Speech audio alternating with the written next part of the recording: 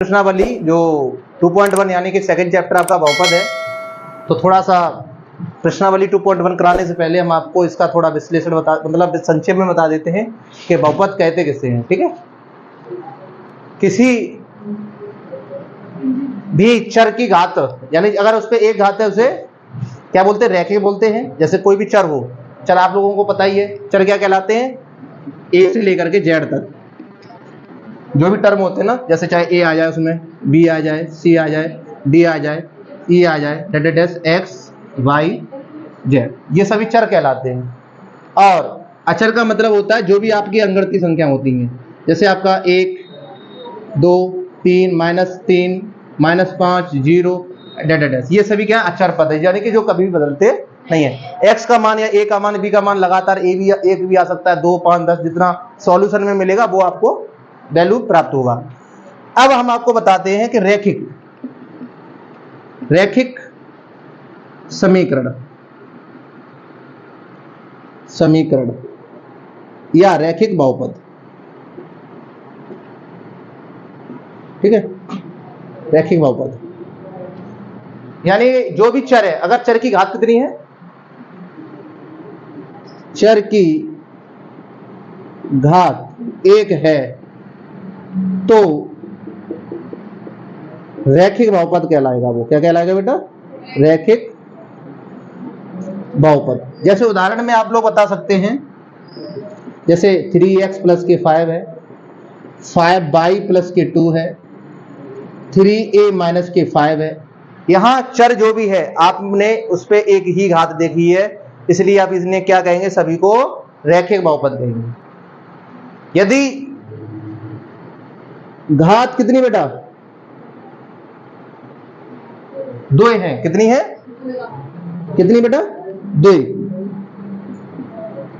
2 घात बहुपद।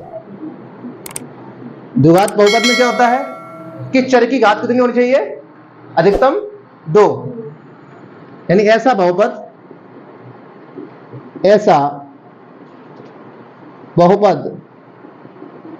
जिसमें चर की अधिकतम घात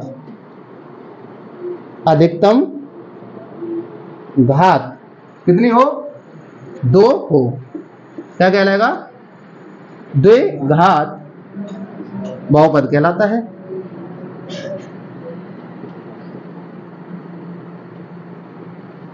क्या कहलाता है, द्विघात बहुपद कहलाता है।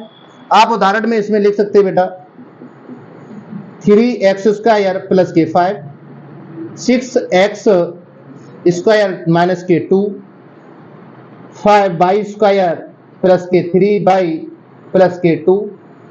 ऐसे बहुत सारे उदाहरण आप इसमें लिख सकते हैं जो जिनमें अधिकतम घात कितनी होनी चाहिए बेटा, चर की 2 होनी चाहिए। ऐसे ही नेक्स्ट है आपका त्रिघात। क्या बेटा, त्रिघात बहुपद।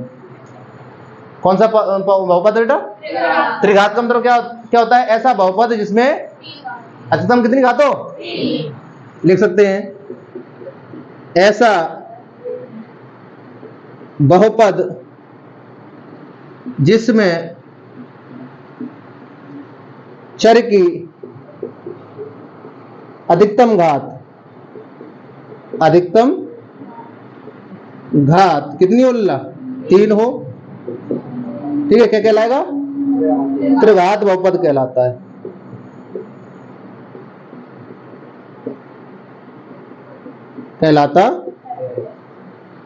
ठीक है, उदाहरण में आप लिख सकते हो 7x³ - के 3, 5y³ - के 5y² + के 2y + के 3।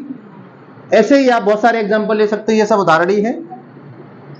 ठीक है, इस तरीके से इस चैप्टर का जो संक्षेप में आप लोगों को परिभाषा बतानी थी, यानी कि रैखिक बहुपद क्या होता है जिसमें चर की घात कितनी हो, 1।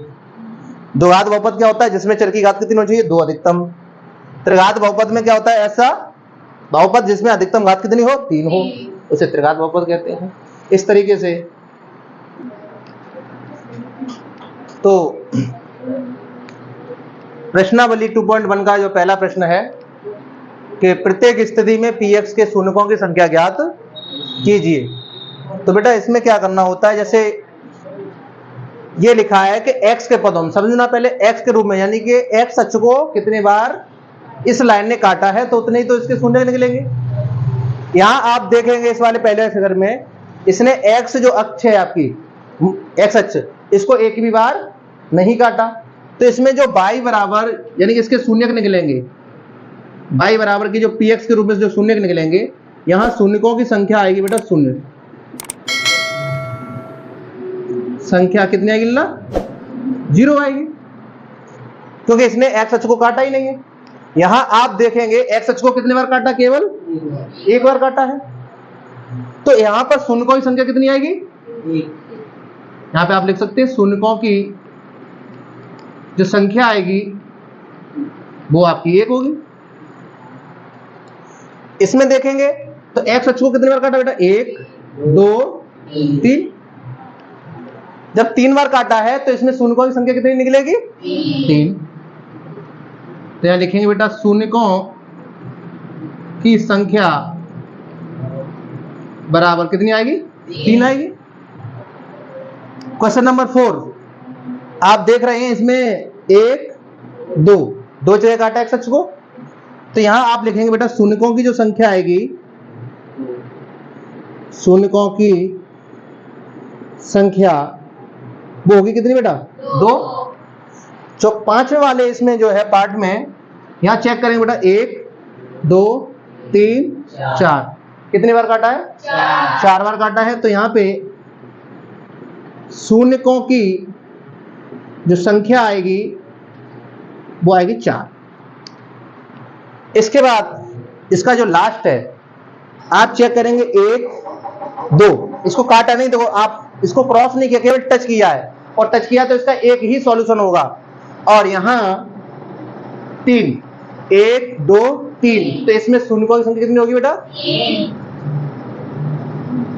शून्यकों की संख्या बराबर के 3।